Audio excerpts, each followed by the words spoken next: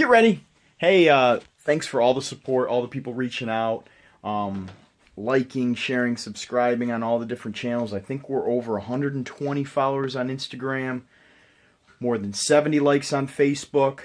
We got new YouTube subscribers, new followers on Twitter, so it was really, really good launch week. And I just want to show you on a Sunday how I follow up with everything and just get a nice, fresh new start. I got the office looking good. I got my awards up and different things to keep me motivated through the week. Put the nice flag up. My buddy Andrew grabbed me this flag. This flag actually flew over Congress. I forget what year. Maybe it was like 2013, 2014, something like that. But like, really cool.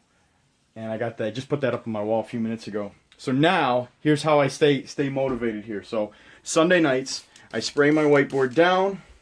And this is how I prepare for the following week. And I just wipe it down nice and clean.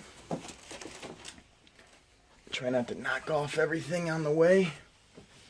And then I just write on the board my new goals for the week.